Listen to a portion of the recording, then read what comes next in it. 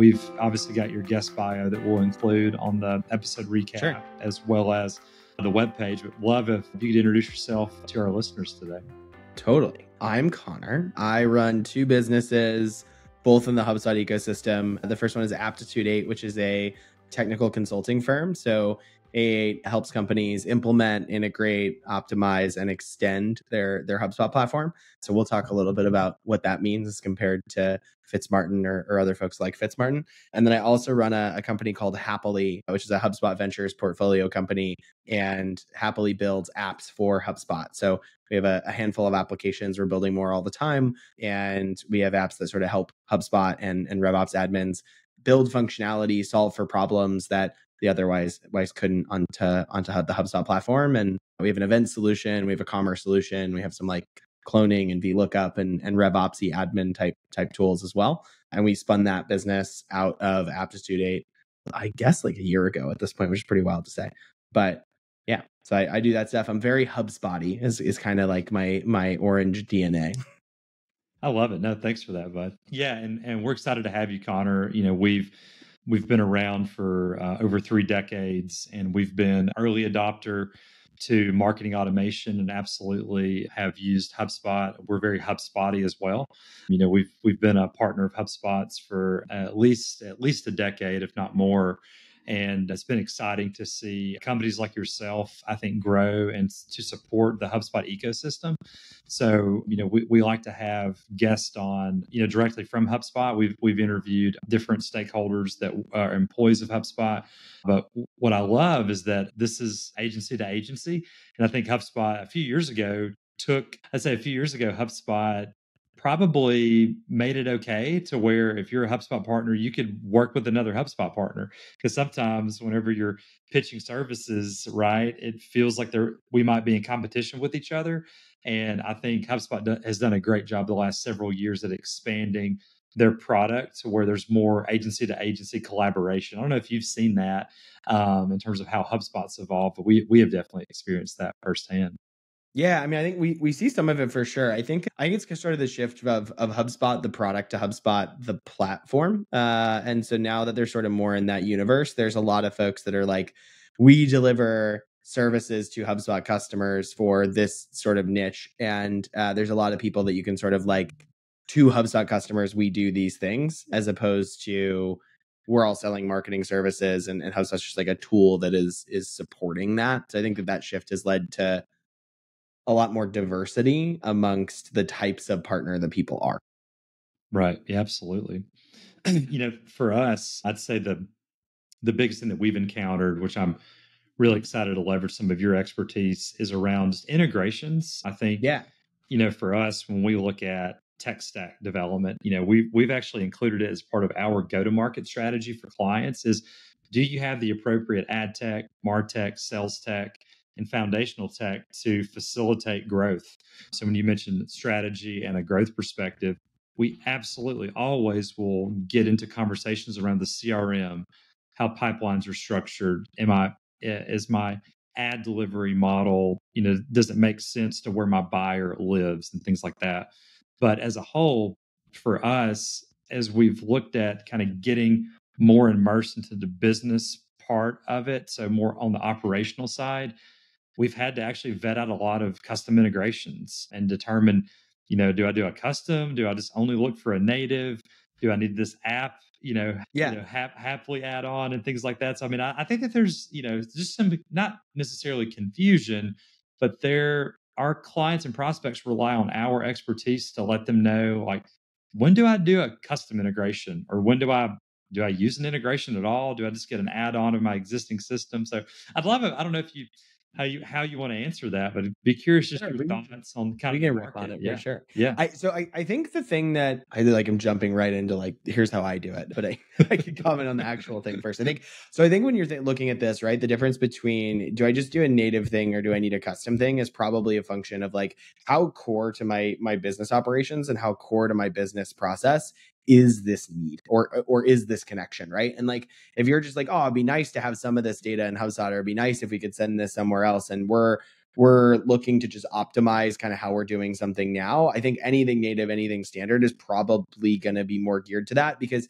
most integrations are relatively shallow and they're solving for what is the most prolific, common, easy to solve for use case. And when you think about like, why do most companies build integrations?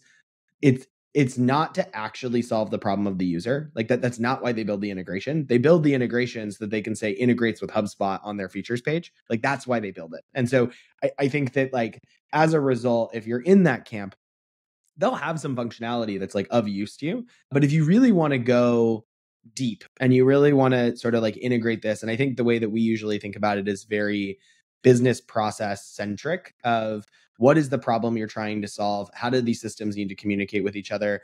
What is the end result? And is it possible that a native integration can support this? And if not, what are our options? And like building something full blown and custom is an option. So is just doing a coded action and like sync it, goes straight to something's API and just doing a post request. Like I think a lot of people start with like, I think a really good anecdote for that, right? Is like we build a lot of ERP integrations and a lot of people come to us and say, I need an integration with NetSuite. And we're like, what does it need to do? And they're like, well, it needs to be bi-directional, real-time sync. We just sync all of the companies, you sync all of the contacts. I want all my orders in HubSpot. I need to do all these things.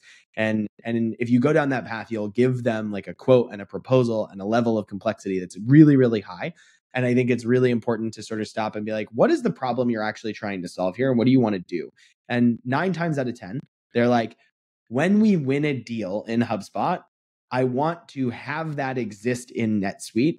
And then we're like, cool. Do you guys use orders? Do you use invoices? Do you use what does actually that look like? And then they show you in NetSuite and you're like, oh, cool. We'll use a coded action. I'll create a customer record. I'll create an order record and I'll like assign it to your finance team and I'll give them a link to HubSpot like in the description. And they're like, oh my God, that's exactly what we need. and I think that like integration is something that people use that word and it is a substitute for what is the desired end workflow. And I think that end workflow requires data from multiple systems. And therefore, I need them to have a really strong integration. And so I think that by starting sort of from that perspective, you can get a better handle on it.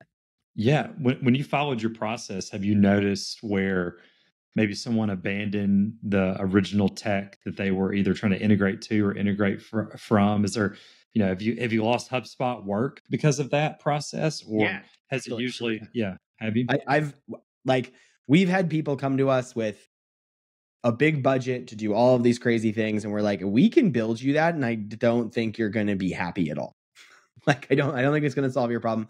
And I think what you actually want is like I just had this conversation with somebody and they were like, we're trying to build, and they were trying to like get all of their finance data built out in HubSpot because they were on QuickBooks and they were like, QuickBooks isn't sufficient enough. And like, we want to build this all and we want custom object records and we need workflows. And we need like time series financial data. And I was like, bro, I think you want NetSuite.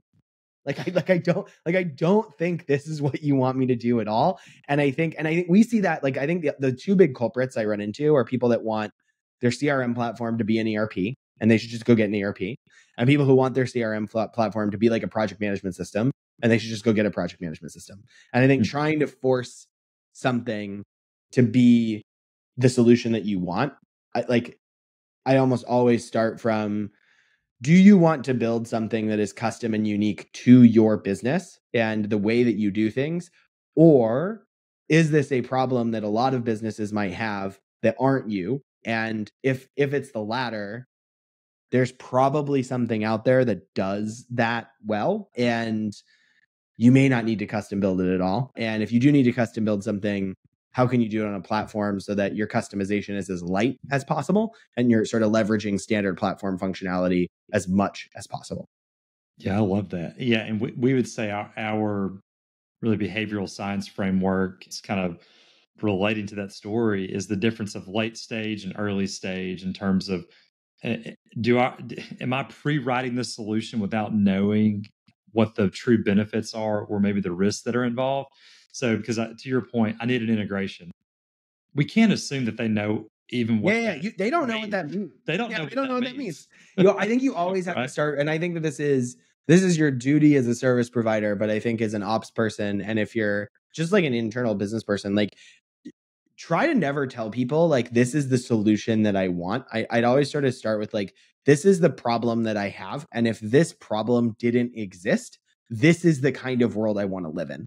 And if you have enough expertise to articulate the solution and you know the solution that you want to do, you shouldn't work with a service provider or consultant. You should just go hire developers, go hire task monkeys to go do the things that you want them to do, because you can just tell them what to do. And if you're like, yeah, but I don't think I can tell them what I want to do, amazing. Tell people what your problem is and work with them to figure out that solution, and you're going to get to a much better place. I love that. On the custom route, we'll kind of go back on that. What's been your favorite integration that you've done, or maybe the data set that came in and solved the problem? Is there, and you can, redact other systems if you need, or customers. We have so much crazy stuff. That's like so hard to pick. You mentioned, orders and kind of getting that in. Like, what was one you're like, man, that was like, we're proud of that solution? We have a solution that we built. HubSpot has a new CRM card beta. So it lets you actually like build an entire React application inside of HubSpot. So the reason that that's really cool is that previously when you had a CRM card, you had to basically build that as an application. You had to host that somewhere and outside of HubSpot. And then HubSpot would like query that other application and show it inside of HubSpot. And the new React CRM card functionality lets you build those applications and fully host them in HubSpot. They don't exist anywhere else. You don't have to like figure any of that out. You can just deploy it to someone's HubSpot portal and it runs. And so we have a solution that's super cool, which allows for sales reps at a financial services company to get real-time quotes on commodities pricing from HubSpot. And you open a card in HubSpot, go and search for ticker symbols and like add all this stuff up, and then add it all onto a quote, grab that pricing, move it in direct from like a live moving number on a commodities exchange, and like insert that into a HubSpot quote and send it out for signature. And the way that they were doing that previously was like, let me go search, let me type it in, let me query it from our system, let me copy paste a bunch of numbers, and it's like, it's super, super sophisticated, but the end user is just like, oh, HubSpot has like this cool stock ticker integration. And the sales reps like have no idea. And for them, it's just all feels very, very native, which I think is awesome. Yeah. I mean, you're keeping them logged into the system. They're not having to go somewhere else to find that information, what it sounds like. I love that. Was that a use case too, where you kind of the difference probably in your industry is I provided a solution versus really understanding the problem? Was that one where you'd say, we knew exactly, yes, how to solve it, and we actually knew the business problem? Like, what was at stake if we didn't solve it? I mean, so typically when we're working with a customer, right? Like we have, like we use the term product owner a lot in our organization. And so we usually think like we have a customer, that customer is a product owner. They're telling us like, I want to be able to make it easy for my team to build these things, and the data that they need in order to put these things together lives over in this other tool in this other place. And here's what I think an ideal solution would look like. And we're then putting that together. And honestly, in that example, they didn't come to us and say, I need a real-time integration with like a commodities trading platform. But like they easily could have. Like they easily could have been where they started, is like, we need to build this whole custom crazy thing. And I think one of the things that you find when you build stuff generally is that the people describing the things that they want to build are using language that maybe is hyper specific and means something specific, but to them, it's just the best possible term they could come up with. Totally out of left field example. Hapily has an app called Zebra. Zebra is a super cool integration between HubSpot and Stripe. We basically bring in all of your Stripe data model. We build transactions and subscriptions as custom objects in HubSpot, and then you can manage all of those straight from HubSpot. It's really popular with B2B SaaS, PLG companies, people sort of doing this like subscription, free trial, sales assisted type of flow. And we had a prospect, and we recently added some dedicated sales headcount. And before that, we just had product specialists. And we had a prospect who was like, I need tiered pricing, or I need consumption-based pricing. And to the product specialist who knows our product and knows Stripe, they're like, oh, tiered pricing is a Stripe feature. We don't support tiered pricing right now. We can't help you. Sorry. And then we had like a sales rep, and they're like, whoa, wait. what are you guys trying to do? And then we find out they're not using tiered pricing in Stripe, which is a very specific thing with an actual API endpoint and actually means something at all. They're just like, yeah, we have multiple plans and the plans are based off of these tiers. And we're like, no, we can absolutely do that for you. Like, that's fine. And I think that you shouldn't give too much credit to the uneducated buyer. And if you're doing consultative selling, you have to ensure that you're really understanding what is the pain and what's the desired end result and not what do you want. Because I think when you just give people exactly what they say that they want, they're often unhappy. And it's because they can't actually tell you what they want. Yeah, that's great. Just from a business standpoint, as integrations, data set, obviously third-party apps or apps that you build or that are, add on that change. What's the standard business model now for companies like either Happily or A8? Is it design and build, and that's where you make your margin, or it makes actually a longer term sense for the client to have a managed services agreement? Just people are always exploring, what should someone expect if they're going down this path? Yeah. So this is a big reason why A and Happily are like completely separate businesses and completely disconnected and like don't have the same team or the same operating model. And the reason is like their business models are completely different, to your point, right? So with something like Happily, we're building an app and a product and you're paying a subscription fee for that product, and that subscription fee represents some percentage of a percent of the cost to build that solution because you're using standard functionality. It kind of goes back to what we were talking about before about like an out of the box integration versus like a custom integration, right? Like Happily builds effectively apps that are akin to any standard integration. Like we have features, we have users, they want to build stuff, we're building functionality. If it doesn't do the thing that you want it to do, like, sorry, it won't work for you. The flip side for A8 is A8 is doing technical consulting. And so what we're charging people for is helping them figure out what to build. It's like a big part of it, right? It's not just building the thing. It's actually what should we build? How should it work? How should our business process change? How does this fit into our business process? How do we make this actually function? And then the flip side of that is building the thing. And then our end goal is to build something and then hand it off to a customer and be able to have them maintain it and manage it long term.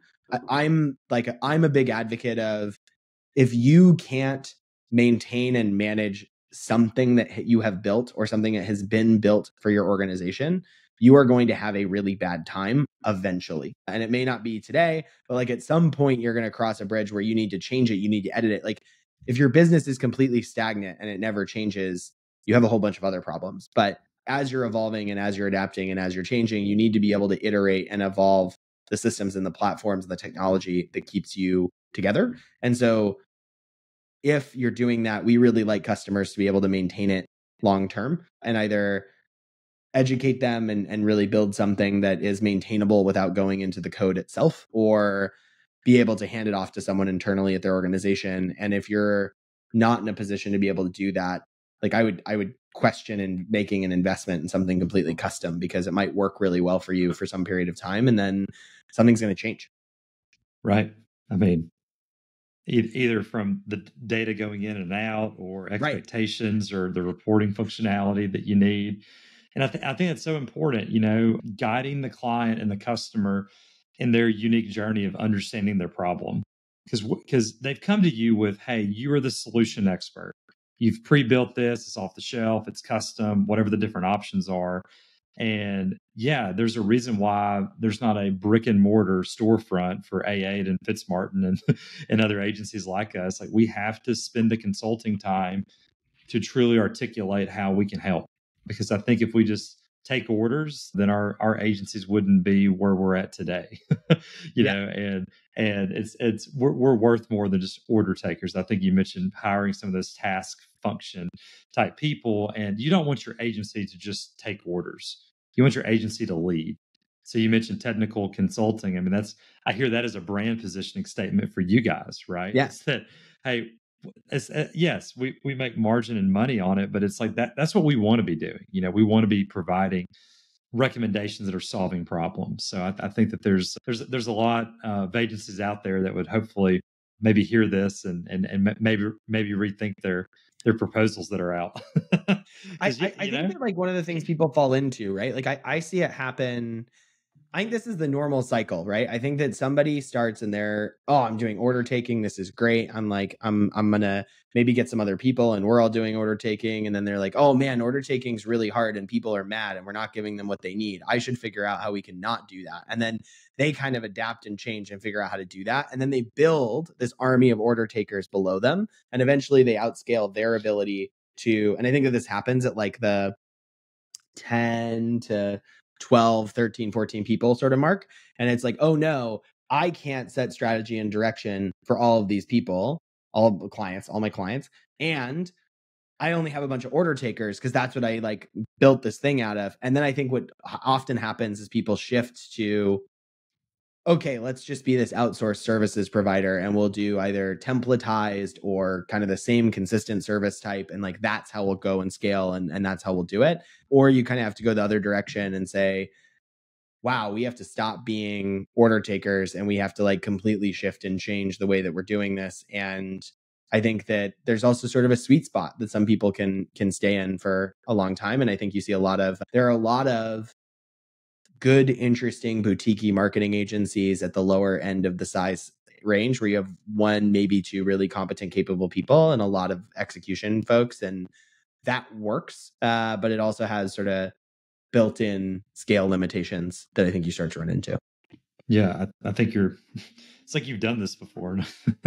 Yeah. And I'm sure you've seen that. Yeah. I mean, because I think we're more on strategy and growth side of it. I think we've seen a lot of our competitors locally and even regionally kind of fall in that trap of like just getting stuck, kind of hitting a ceiling, and not being able to grow past that threshold. And I think a lot of what you're describing is what they're not doing, right? It's like, well, the top who started it, whose name's on the door, they're and they've not necessarily scaled down to the point where the people are taking that vision and then applying it. They've just hired really good executors, and clients catch on to that after a while. Totally. They're like, hey, I noticed Connor stopped going to the meetings. Is there a reason why? And yeah, and if you're not there, you've got to like, have you scaled Connor? Yeah, exactly. And like, I think that one of the things that becomes really hard is like, not only can you not scale the individual, but I think, I don't know, it takes this weird combination of, it's like ego and humility at the same time. You have to be like, oh, wait, maybe I am creating some secret sauce here. And also like, I can't scale that secret sauce forever. And you kind of have to have both of those thoughts like simultaneously in your head to be like, oh, I need to do something different. Like this has to change. And I think that that's like, I think that's like a big moment in the growth of any kind of like business service provider for sure. Yeah, absolutely. Just a couple, man. We could talk for like hours here, but just a couple more questions, and we've just been super organic. But there's one in particular that the team is curious about, which just I think there's sometimes a lack of understanding of the. Would you identify as an integrator? Would you ever use that word for yourself or? Yeah, I mean, I just think curious. there's a term in the old, and I'm sure it doesn't originate with Salesforce, but like old B2B tech, like dating back to like Oracle, Sage, sort of that whole universe, right? And there was basically like, you are either an ISV, where you are an independent software vendor that is reselling our stuff in some capacity, or you are an SI, which is like you are a systems integrator. And I think that Aptitude 8 is probably the closest to an SI. And when we really think technical consulting firm, I think the thing that's interesting is we take that sort of same mentality that you do in an SI, which is like, what is the business process consulting? What is the ideal solution? What is the right platforms? How do we build that and make it work? But I think that like we have customers that don't integrate anything and they're just building on HubSpot platform. And we're doing, here's how we're going to build the data model. Here's how we're going to build the CRM infrastructure. Here's how we're going to build like CMS pages that read from objects and automatically generate content. And we're going to use custom coded actions and programmable emails. And we're trying to build on the platform. And so we're building something that is entirely unique to that business. We don't have any playbooks. I have no templates. I have no, oh, this is my standard installable package or my off the shelf onboarding. I have none of that. Like I have nothing that is templatized. And we then go and build that. And sometimes we're integrating other systems and other tools. And sometimes we're doing everything just fully on HubSpot and we're not connecting anything else. But it just depends on what the person's trying to solve and also the scale of business. I think that like it's a I won't call it a pipe dream because it's a little bit too crass, but like I think very large organizations with legacy systems, legacy processes, and legacy tools are not going to flush everything and just move everything to HubSpot, even if they could. Like it's just like not a realistic thing to do. And so in those situations, you always end up integrating and connecting and combining with stuff that exists in the stack, even if it's for like a period of time, right? Even if it's like a wind down or a transition process, that stuff takes time. Yeah, absolutely. Well, as an SI, now that I appropriately know your label or the closest thing to an SI, and just helping our listeners understand what you're doing with their data. Because sometimes when we've used an integrator and SI, they've actually helped coach us or coach the client on we're just the pass through connector. We're not actually doing anything with your data. So when you think about just security, maybe even compliance, maybe just share a little bit about how maybe how not to do it or maybe how to do it in terms of when you're I'd say more than most people, you probably have more access than most of the company's employees that work there. We have we get access to a lot of data. We get access to a lot of things. So, I mean, we take it pretty seriously, right? So one is we have MDM deployed throughout the organization. So all laptops, all devices, we have remote monitor, remote access, remote control. So we can deactivate any computer. Super important for different infosec teams where they're like, hey, if you theoretically you had a rogue employee and they had access to our stuff and they like wanted to destroy us, like how would you stop them? And unless you have those systems in place, you're just like, we tell them nicely not to. And so we can do sort of those things. We have password security, password management across the organization and audit logs for all of that. We use Rippling as an HRIS and a I don't know what they call the rest of they have like a whole cybersecurity HRIS, like all the stuff. And so we use them for all of that. Everyone on our team completes InfoSec security certifications and the rest of it.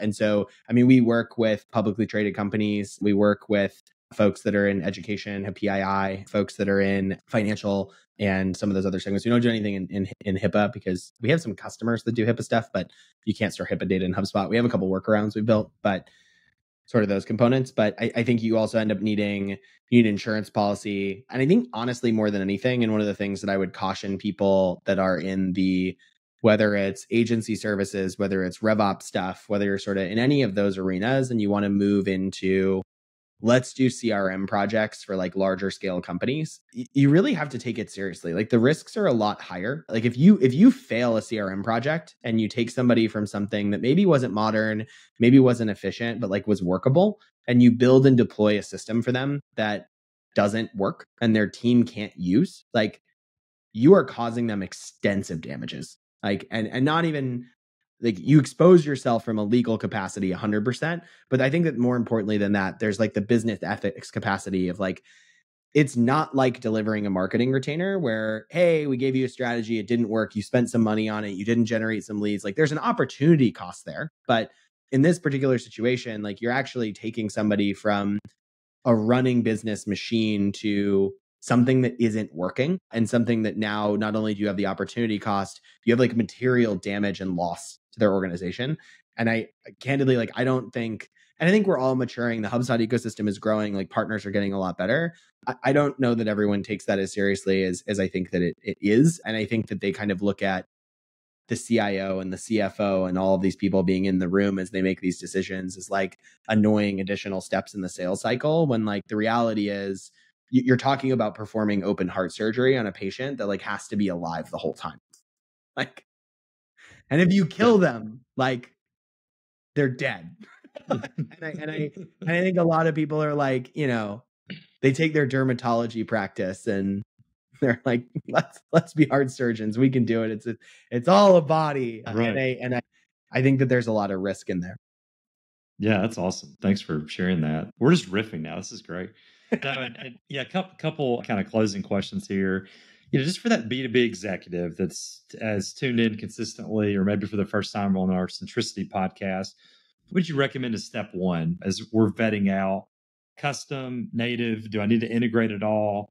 And I would consider them a HubSpot user. Maybe they are already using HubSpot, or maybe they're not using HubSpot. So I would just love, for that listener Yeah. that is that B2B executive, like what's kind of step one? What should I be looking for to? Do I even need an integrated tech stack? I think Yeah. that's a good question to answer.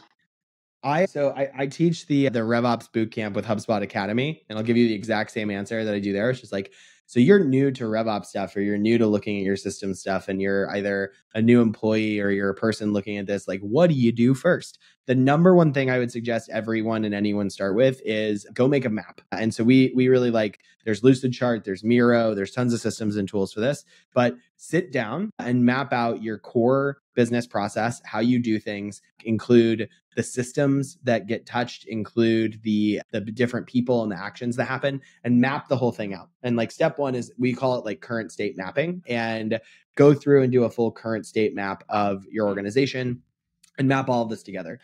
Once you do that current state map, what you want to do is then take that, go bring it to every one of those stakeholders, get their input and their feedback, make sure you have it right, and then start finding areas of friction. Find where things break down, find where information is missing, find out where there are parts that get disconnected, or there's things that happen downstream because things are broken upstream, and start to kind of highlight and circle and like make labels on all of those different parts. And then you're really ready to be like, cool, now I have this. And either you want to, maybe you yourself are this person, maybe you hire somebody, maybe you have someone on your team, maybe you go look for a partner. This is the point at which I would go and do that. And you then work with people who have expertise who can help you translate what are those problems, what are those gaps, where are those pieces that are broken, into what should that future state look like. And then you put together that future state map, and then you translate that into sort of like a plan to make those changes and how that's actually going to function. And so we have a bunch of actual, like, we have templates on our site for a bunch of this stuff. We have like a blueprint library of a bunch of maps that we've made, but that's the first thing to start with. And you don't need to be a technical expert to make that at all. It has no code, it has no APIs. Like, you're just mapping out, here's how we do stuff, and finding places where, oh, that's a bunch of manual work. Oh, that's redundant. Like, oh no, this is like we do this whole process and it goes nowhere. And you can map all of that out just by having some knowledge of sort of where the business is at today. Thanks for that. That was awesome, man. Last question, formal question. What's one thing you learned that's just most greatly impacted you as a professional? What's just one thing you've learned? Like, oh man, I've taken that with me with every venture, every side hustle, every spinoff business. What's just one thing you've learned along the way to share with the listeners today? Specific to system stuff, integration stuff. It can be non-system. It can be whatever. I'll keep it narrow for the sake of the question. I think my answer, I think the number one thing that you could learn if you're going to create technical understanding is like, learn about like a relational database and objects and data models, and your understanding of software and technology will just like instantly 10x. Like, once you understand sort of, oh, like there's tables, and those tables have rows, and those are records, and like those can link to each other. And now the whole world just like starts to make a lot more sense as soon as you sort of understand that piece. And then the second one would be like APIs and what an API is. Like, you can look at and understand API documentation without being a developer, without writing code, without doing anything, by just being like, and if you only know those two things, like a whole side of the universe will look at you as like a wizard, and a whole side of the universe will be like, oh God, another one of these guys who's not a real developer. But like that's like how you cross the line into like the second group. And a lot of those people that see you as wizards will perceive you as really high value as well. I love it, man. Connor, thank you so much for coming on Centricity today. I've learned a ton about you. I think our listeners did too, and just the value that you provide, multiple industries that you serve. We're very appreciative. Yes, be connected with and introduce our listeners to another HubSpot partner, but then one that, lives by ethics, does really great, high quality work. And if they didn't see you at Inbound this year, they may see you next year. Maybe next year, we'll see. Yeah, Finding maybe me is hard. That's what I've learned, but I rolled deep, so we'll have folks around. Yeah. Well, for the listeners that are here today and that'll tune in at a later date, how can they keep up with you and the great work that you're doing? How can we stay connected? Yeah, LinkedIn is the best channel. I put all my stuff there. It's Connor Jeffers on LinkedIn. You'll find me there. And then Aptitude 8 aptitude.com. We have newsletters, we've got all sorts of stuff, but I'd say LinkedIn is probably the best place. I'm very reachable there. Just give me a shout. I love it. Well, hey, we appreciate you carving out some time today, and thanks so much for being on the podcast. Yeah, absolutely. Thank you for having me.